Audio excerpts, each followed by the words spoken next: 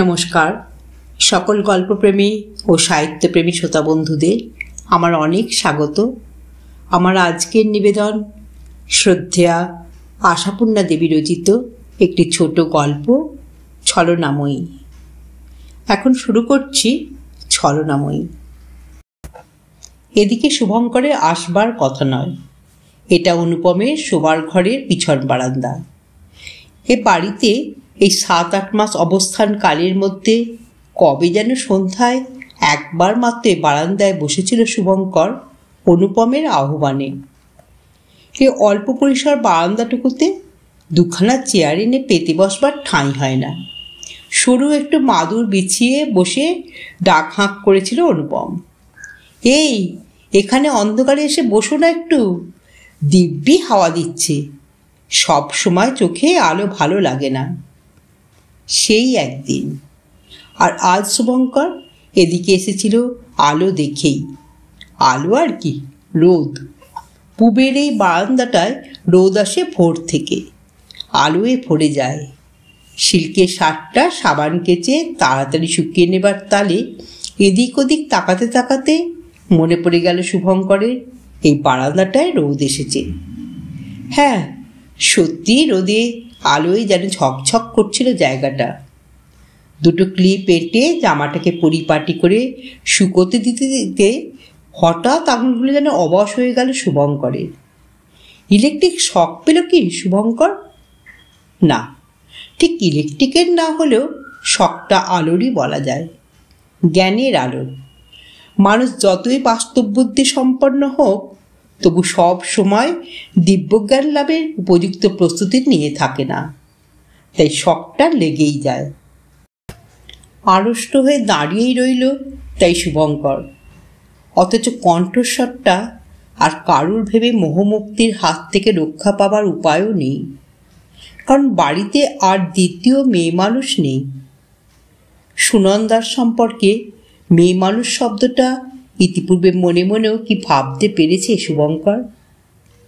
কিন্তু ঠিক এই মুহূর্তে ওই একটা শব্দই তার চিন্তার উপকরণ হয়ে এলো। বাড়িতে তো আর কোনো মেয়ে মানুষ নেই, কিন্তু থাকলেই কি সে যেই হোক অনুপমের সঙ্গে এই সুরে কথা কইত, ঝংকার দিয়ে বিরক্তির চরম প্রকাশ করে বলে উঠত, তাহলে তুমি বলতে চাও চিরকাল তোমার বন্ধুর রাঁধুনিগিরি করি আমি, কেমন? আস্তে, অনুপম বলে, আলাদা করে তো আর তার জন্য কিছু করতে হচ্ছে না তোমাকে। রান্না করতেই হবে, না হয় দুজনের জায়গায় 3 জন। বাজে কথা রাখো, বাইরের একজনে 5 জন, তাছাড়া কেনই বা? ওর টাকা আছে, ভালো হোটেলে গিয়ে থাকুন না, আমার ঘাড়ে কেন? শুভঙ্করের উচিত হচ্ছে না স্বামী স্ত্রীর নিশ্চিন্ত আলাপে আড়ি পাতা। দুটো সরে যাওয়াই উচিত শুভঙ্করের। কিন্তু নড়তে না পারলে, হাত আর পা অসাড় হয়ে গেলে? দিব্যজ্ঞানের আলোয় হাত পা অসাড় হয়ে গেছে শুভঙ্করের, শুধু মনটা যেন অসীম শূন্য হাত রাখছে। সব মিথ্যে, সব মিথ্যে। সত্য শুধু রুক্ষ কঠোর নির্মম বাস্তব। সত্য শুধু ঝুনো সংসারীদের নির্লজ্জ ফতোয়া। যারা বলে গেছে নারী ছলনাময়ী, বলে গেছে নারী অমৃতে গরল। সুনন্দার ফুলের মতো ফুটে ওঠা হাসি দেখেছে শুভঙ্কর, দেখেছে তার আলো জ্বলা উজ্জ্বল দৃষ্টি, দেখেছে শুভঙ্করের প্রতি তার সদা সতর্ক দৃষ্টি, তার সুবিধা বিধানের জন্য আপ্রাণ চেষ্টা। সে সমস্তই ভোগ। শুভঙ্কর একটু তৃপ্তি করে খেলে সুনন্দার মুখে যে পরিতৃপ্তির কোমল লাবণ্য ফুটে উঠতে দেখেছে শুভঙ্কর, সেটা বিরক্তি চাপবার আবরণ মাত্র। শুভঙ্কর তাকে দিয়ে রাঁধুনিগিরি করিয়ে নিচ্ছে। এই বিষাক্ত বিরক্তি গোপন করে ব্যগ্র হয় সুনন্দা শুভঙ্করকে একটু বেশি মাত্রায় খাওয়াতে পারার জন্যে। সত্যি তাহলে সমগ্র পৃথিবী জুড়ে নাগিনীরা চারিদিকে ফেলিতেছে বিষাক্ত নিঃশ্বাস। কিন্তু শুধুই কি নাগিনীরা? পুরুষও কি কম বিষাক্ত হতে পারে? না, ওরা অবশ্যই টের পাচ্ছে না যে শুভঙ্কর এখানে বিদ্যুতাহতের মতো দাঁড়িয়ে আছে। ওরা নিশ্চিন্তই আছে, তবু বলছে তো কথাগুলো, মুখ দিয়ে বার করছে তো। অনুপমের গলা চড়া নয়, তবু সে মৃদু স্বরটাই বাজের শব্দের মতো লাগলো শুভঙ্করের। যখন অনুপম বলল, আহা, আর একটা দিকের প্রতি একেবারে চোখ বুঝছ কেন? খাই খরচা বলে মাস মাস যে টাকাটা গুনে দেয় শুভ, সেটা কি ওর ওই পাখির আহার খাওয়াটুকুতে সমস্ত খরচা হয়? বাড়তি একটা মিষ্টি পর্যন্ত তো খেতে চায় না। বলতে গেলে সবটাই তোমার আঁচলে উঠছে। পৃথিবী কেন দ্বিধা হন না? কোটিকল্পকালের মধ্যে একবার মাত্র একটি সন্তানের লজ্জাভার বহন করেই মাতা বসুমতী নামটি কায়েম দখল করে রেখেছেন কেন পৃথিবী? অনন্তকাল ধরে আরও কত কত লজ্জা স্তূপীকৃত হচ্ছে তার মাটিতে। সেগুলো তবে কোথায় চাপা পড়বে যদি আর কোনো দিনই দ্বিধা না হন তিনি? না, পৃথিবী আর দ্বিধা হন না। শুধু মানুষই শতদা বিদীর্ণ হয়ে যায় মানুষের নগ্ন নির্লজ্জতায়। কিন্তু সে তো শুধু ভিতরে ভিতরে। নইলে অনুপমের ওই কথার পর সুনন্দা যখন এক চিলতে হেসে উঠে আপোষের সুরে বলে, আহা, তাতেই যেন একেবারে বর্তে যাচ্ছি আমি, কে চায় তোমার টাকা? তখনও তো আস্তই রইল শুভঙ্কর। অনুপম উত্তর দেয়, আরে বাবা, সবাই চায়, স্বয়ং ভগবানও চান, নইলে কি আর লক্ষ্মীটিকে একেবারে বক্ষ কোটরে রেখে দিয়েছেন? টাকার প্রতীক বলেই রেখেছেন। আচ্ছা, খুব গবেষণা দেখানো হয়েছে, থামো। কৃত্রিম কোপ প্রকাশ করেছে সুনন্দা। না জানি ওর মুখটা এখন কেমন দেখাচ্ছে। কোনো রকমের ঘরে চলে এসে ঝুপ করে বিছানায় বসে পড়ে ক্রমাগত ভাবতে চেষ্টা করতে লাগলো শুভঙ্কর, সুনন্দা সেই লাবণ্য ভরা আলো আলো মুখটা কেমন দেখালো সে নিরাবরণ বিরক্তি প্রকাশের সময়, আর কেমনই বা দেখালো ঝুনো সংসারের লাভ লোকসান খতিয়ে আপোষের মুহূর্তে। আর এই কৃত্রিম কোপ প্রকাশের কালে কত কুৎসিত, কত অসুন্দর, কত নোংরা ভেবে উঠতে পারল না শুভঙ্কর। শুধু সুনন্দাকেই নয়, অনুপমকেও ভেবে আয়ত্ত করতে পারল না। অনুপমের অপরিসীম বন্ধু বাৎসল্যের মূল চেহারাটা তাহলে এই। শুভঙ্কর টাকা থাকতো, কষ্ট করে মামাতো দাদাদের বাড়ি পড়ে আছে বলে বহুবিধ আক্ষেপ করে তাকে জোর করে নিজের বাড়িতে টেনে এনেছে, তাহলে অনুপম শুভঙ্করের দেওয়া খাই খরচাটা সমস্ত সুনন্দার আঁচলে তুলতে পারবে এই আশায়। বন্ধুর যে ভালোবাসায় মুগ্ধ হয়েছে শুভঙ্কর, যে মমতার পরিচয় পেয়ে হয়েছে বিগলিত, তার সমস্তটাই কৃত্রিম কপট। মানুষ কথাটার অর্থ তবে কি? বারে বারে মনের মধ্যে ধ্বনিতে থাকে, আর নয়, আর নয়। মনে মনে বলে, এই ছদ্মবেশী বন্ধু বিদায়, এই ছলনাময়ী বিদায়। তবু এদের কাছে শুভঙ্কর কৃতজ্ঞ বই কি। এরা শুভঙ্করকে পৃথিবীতে চলার পথে জ্ঞান দিয়েছে, বুঝিয়ে দিয়েছে জগতে সত্য বস্তু বলে কিছু নেই। কিন্তু এত বড় মোহমুক্তির মধ্যে বিদায় মন্ত্র পাঠ করতে বুকটা এমন টনটনিয়ে ওঠে কেন? সকালবেলায় তোমার কি এত সাবান কাচার দরকার পড়ল হে? পরিচিত হাস্যবদনে অনুপম ঘরে ঢুকল। ঘুম ভেঙেই কানে এলো বাথরুমে কাপড় আঁচড়ানোর শব্দ। চাকরটাকে তো কাচতে দিতে পারতে, নিজে কেন? শুভঙ্কর অবাক হয়ে তাকালো বন্ধুর নির্মল পরিচ্ছন্ন হাসি ভরা মুখের দিকে। এই নির্মলতা কৃত্রিম? এই পরিচ্ছন্নতার নিচে জমানো রয়েছে বেদাক্ত নোংরামি? বন্ধুর টাকাটা বাক্সে তুলতে পারছে এই আনন্দে মুখে এমন ঔজ্জ্বল্য? কিন্তু অবাক হয়ে তো আর অনেকক্ষণ তাকিয়ে থাকা যায় না। তাই শুভঙ্কর নিজেকে সামলে নিয়ে বলে, নিজের ভার নিজে বহন করাই তো ভালো, তাই নয় কি? যে নিজের দায়টি তোমাদের উপর চাপিয়ে রেখে নিশ্চিন্ত হয়ে বসে আছি, এটাই কি উচিত? তার মানে? একটু কি চমকালো অনুপম। মানে আর কি, শুভঙ্কর বলে, অনেকদিন তো ভোগালাম, এবার স্বস্থানে প্রস্থান করছি। স্বস্থান? তোমার সেই মামাতো দাদাদের বাড়ি? বিস্ময় প্রকাশ না করে উপায় কি অনুপমের? মামাতো দাদাদের বাড়িতে শুভঙ্কর যে কি যন্ত্রণায় ছিল তা তো অনুপমের অবিদিত নয়। শুভঙ্কর মৃদু হেসে বলে, ক্ষতি কি, যে কোনো কোথাও থাকলেই হলো। তাই যদি, তবে এখানটাই বা হঠাৎ কণ্টক সজ্জা হচ্ছে কেন? অনুপম সন্দিগ্ধ কণ্ঠে বলে, কণ্টক সজ্জা কেন, রাজসজ্জায়।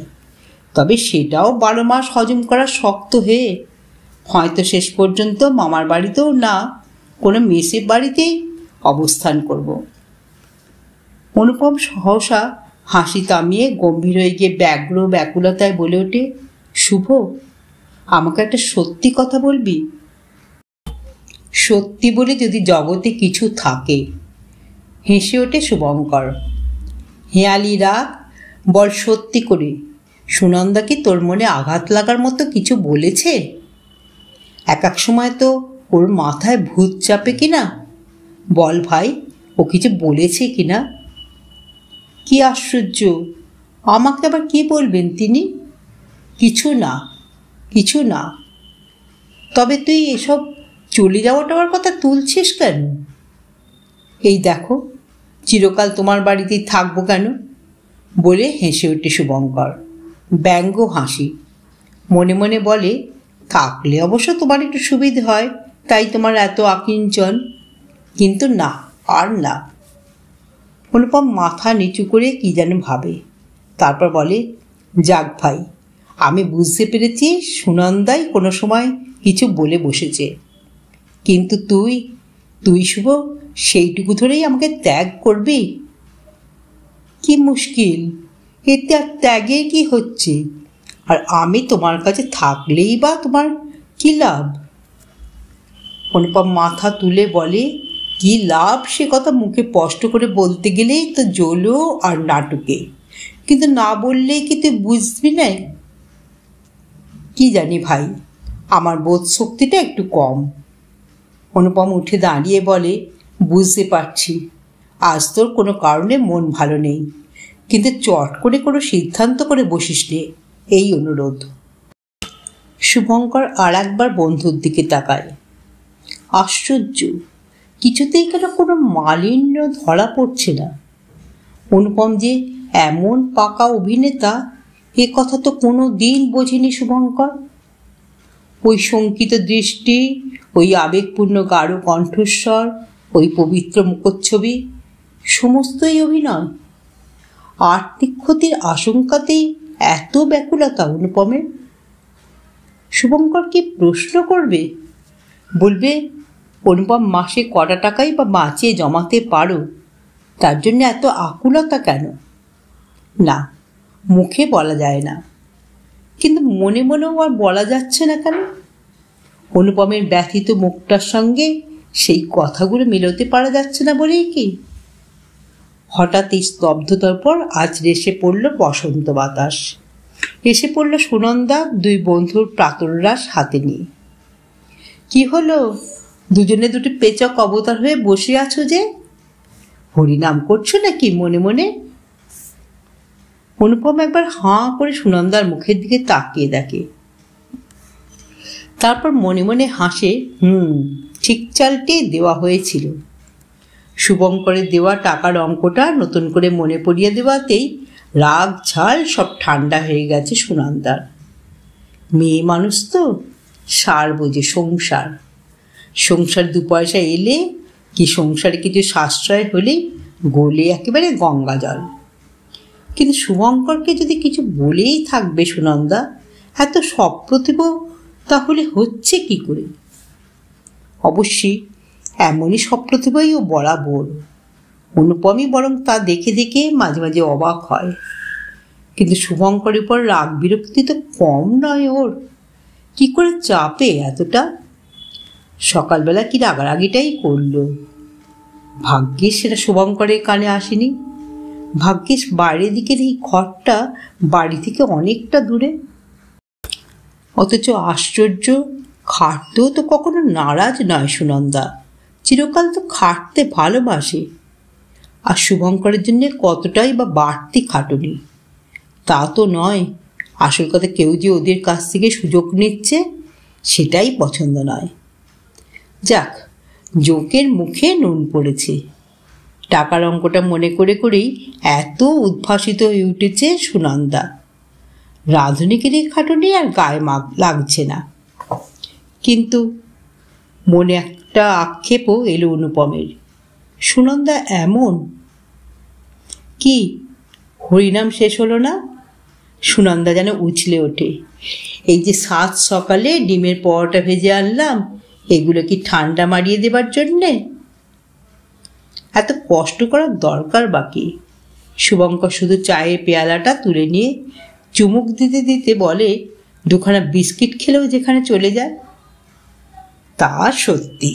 সুনন্দা ভালো মানুষ মুখে অনুপমের দিকে একটা চোরা চাহনি নিক্ষেপ করে বলে, আর তাতে আপনার বন্ধুরও যখন বিজনেসের লাভটা বেশি থাকে, কি বলো গো, তাই থাকে না? শুভঙ্কর যেন গোলক ধাঁধার দরজায় পড়েছে। অনুপম বিরক্ত মুখে বলে, বিজনেস মানে? ও কি চড়ছো কেন? তোমার এই পেইং গেস্ট রাখার বিজনেসের কথা বলছি। গেস্ট যত অনাহারি বাবা হবে তোমার তো ততই লাভ, তাই নয় কি? সর্বনেশে মেয়ে, কিছু ফাঁস করে দেবে না তো? অনুপম বিচলিতভাবে বলে, খালি বাজে কথাই হবে নাকি? খাওয়াটা হোক। কই হে, খাও। খাই। শুভঙ্কর খাবারের পাত্রটা টেনে নিয়ে মৃদু হাসে বলে, এটার জন্যে যখন খেটেছেন তখন আর ফেলবো না। তবে জানিয়ে রাখছি, এই খেয়েই পালাবো, আর পরবর্তী আহারের আয়োজন করবেন না। পালাবো? পালাবেন কোথায়? যেখানে দু চক্ষু যায়। শুভঙ্কর হেসে ওঠে। সঙ্গে সঙ্গে অনুপম ওঠে ধমকে, আহ শুভ, পাগলামি রাখো তো। পাগলামির কি হলো? এ আমার স্থির সংকল্প। সুনন্দা বিস্মিত দৃষ্টি ফেলে। কিসের আবার স্থির সংকল্প হলো আপনার? বাবু বলছেন এ বাড়ি থেকে চলে যাবেন, অনুপম বলে। তাই নাকি? সুনন্দা ঝলসে ওঠে, ঝিকিয়ে ওঠে। কেন? এ বাড়ির অপরাধ? কতদিন আর আপনাদের ভোগাবো? ও এই কথা! আত্মজ্ঞান, এটা বুঝি হরিনামের ফল? ওটা একটু ছাড়ুন। আপনারাই এবার এই হতবাকাকে ছাড়ুন। আজ না হয় কাল আমি যাওয়ার ঠিক করে ফেলেছি। বটে, একেবারে ঠিক করে ফেলেছেন? অপূর্ব এক ভ্রুকুটি ফুটে ওঠে সুনন্দার মুখে। আপনি বুঝি সব কিছু ঠিক করার মালিক? কই যান দেখিনি, কেমন যেতে পারেন?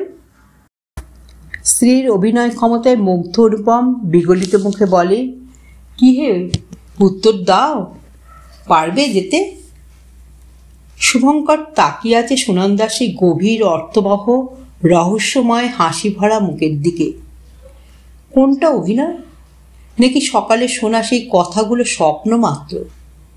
সুনন্দা অপাঙ্গে তাকিয়েছে অনুপমের দিকে। না, সে মুখে কোনো সন্দেহের ছাপ নেই। সন্দেহের অঙ্কুর সৃষ্টি হওয়ার আগেই তার গোড়ায় কোপ মেরে রেখেছে সুনন্দা। আর ভাবনার কি আছে? তাই আরও অপরূপ এক ভঙ্গির সঙ্গে অনুপমের কথারই পুনরাবৃত্তি করে, কি বলুন, পারবেন যেতে? আর দরজায় নয়, একেবারে গোলকধাঁধার মধ্যেই পথ হারিয়েছে শুভঙ্কর। তাই বুঝি হতাশভাবে বলে, কই আর পারছি। আপনারা এতক্ষণ শুনছিলেন আশাপূর্ণা দেবী রচিত একটি ছোট গল্প ছলনাময়ী। গল্পটি এখানেই সমাপ্ত হলো। যদি শ্রোতা বন্ধুদের আমার গল্প পাঠ ভালো লেগে থাকে তাহলে অবশ্যই চ্যানেলটিকে সাবস্ক্রাইব করে পাশে থাকা বেল আইকনকে প্রেস করে অল করে দেবেন। তাহলে যখন আমি নিত্য নতুন গল্প আপলোড করব আপনারা সঙ্গে সঙ্গে পেয়ে যাবেন। আপনারা সবাই খুব ভালো থাকবেন। নমস্কার।